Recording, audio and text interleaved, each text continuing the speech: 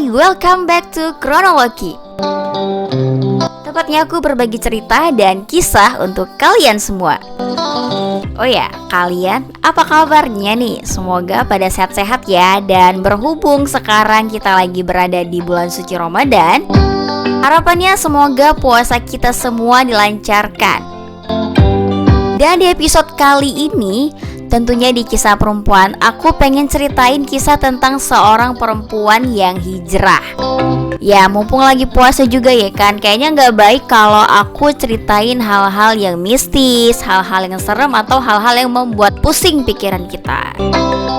Oke, ini adalah kisah dari seorang perempuan yang bernama Persepone Rizvi, yang suka banget clubbing, pesta-pesta, tapi akhirnya memutuskan untuk hijrah dan memeluk Islam. Kalau mau ditebak nih gengs, kira-kira apa yang membuat Rizvi akhirnya memeluk Islam? Aku rasa pasti ada pemantik yang mendorong dia untuk masuk Islam. Tapi penyebabnya apa, aku akan kasih tahu nanti pelan-pelan di video ini. So, kalian tetap bertahan di titik terakhir video ini karena ada informasi yang pastinya menarik nih buat kalian dengar hari ini. Dan aku mau ingetin juga nih buat kalian semua untuk support channel aku dengan cara subscribe, like, komen, dan share video ini ke teman-teman kamu biar kita pada tahu. Cerita hidup dari seorang Rizvi ini telah diangkat ke dalam film dokumenter nih gengs. Buat kalian yang mau nonton mungkin bisa langsung aja meluncur ke BBC 3. Nanti aku akan share link artikel kisah hidupnya Rizvi ini di description box, oke?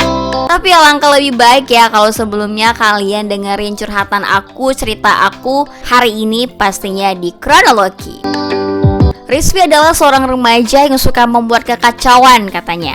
Ia menghabiskan waktu di akhir pekan dengan berpesta, party-party, clubbing hingga pukul 4-5 pagi nih gengs. Gak cukup sampai di situ, ia masih melanjutkan party-partinya saat ia tiba di rumah dan sering terbangun dalam keadaan mabuk. Saat itu kebetulan Rizvi masih sangat belia nih guys, masih remaja, masih kinyis-kinyis ya kan.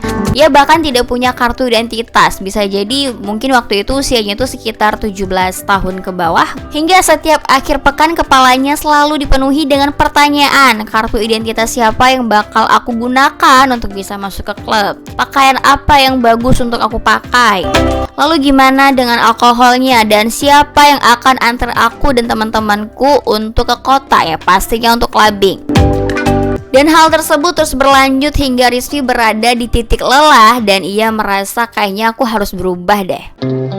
And for your information nih guys, Rizvi juga pernah ingin mengakhiri hidupnya di Taman Greenhead yang ada di kota Huddersfield. Bagi Rizvi, taman itu adalah tempat ia menghabiskan masa-masa sulit dan senang. Ketika kondisi mentalnya buruk, ia selalu menghabiskan waktu untuk party dan mabuk-mabukan. Kadang-kadang ia sering terbangun dalam keadaan tanpa busana di lantai dapur rumahnya.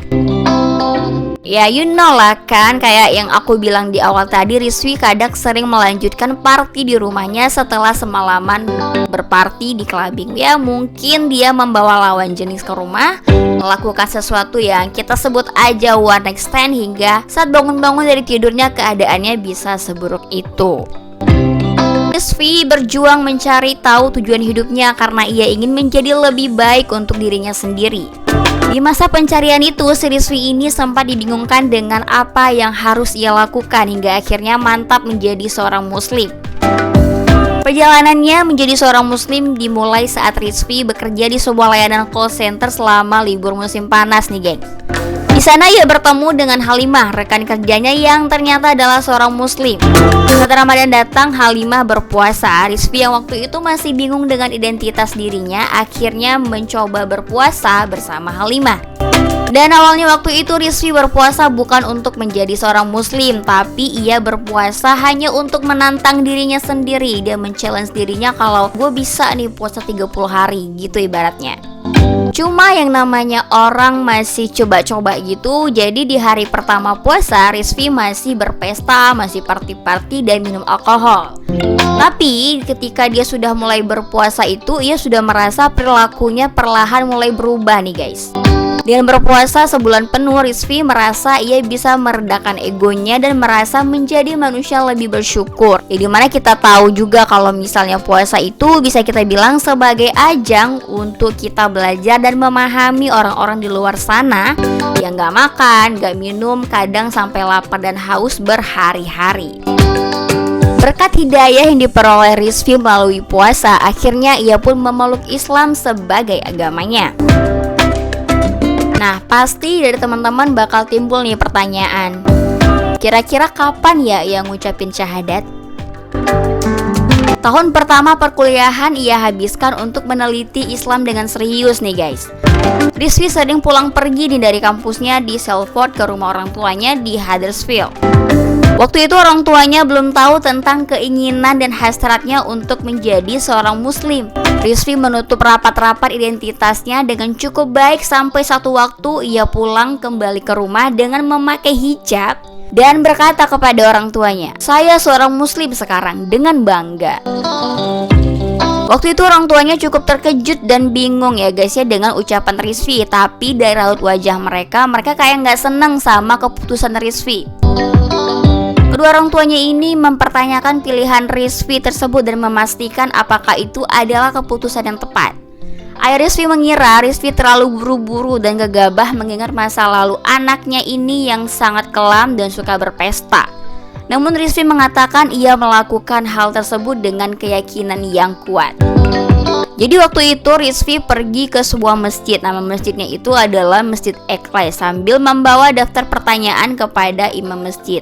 Nah, jadi si imam yang menjadi narasumber si Rizvi ini menjawab pertanyaan-pertanyaan yang diajukan oleh Rizvi. Dan kemudian di akhir wawancara mereka, si imam ini mengatakan dia akan menuntun Rizvi.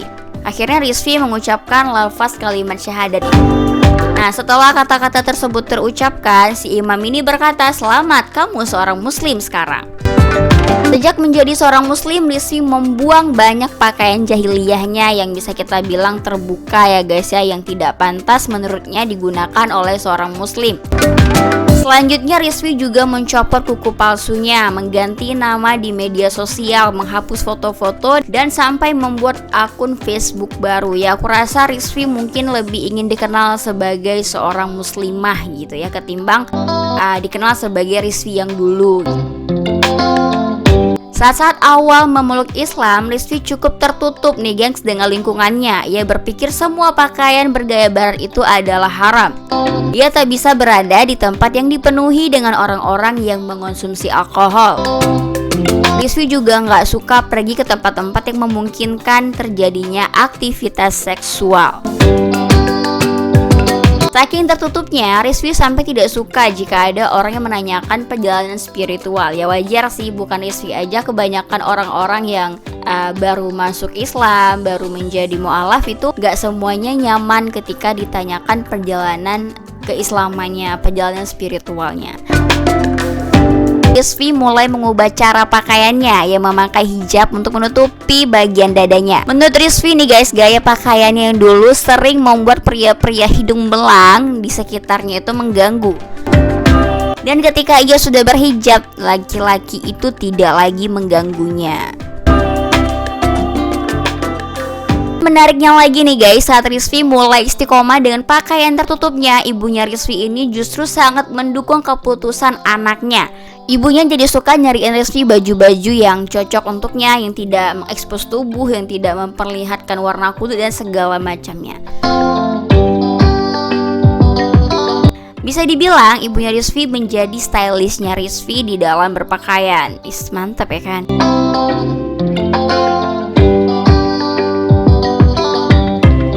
Bagi Rizvi, Islam adalah penyelamatnya. Ia tak akan berada di titik ini tanpa Islam.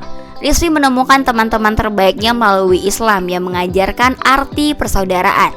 Teman-teman muslimnya sering mengingatkan tempat peristirahatan terakhir bukanlah di dunia, tapi ada yang menunggu kita setelah kematian. Ya, kehidupan sesungguhnya ada di akhirat.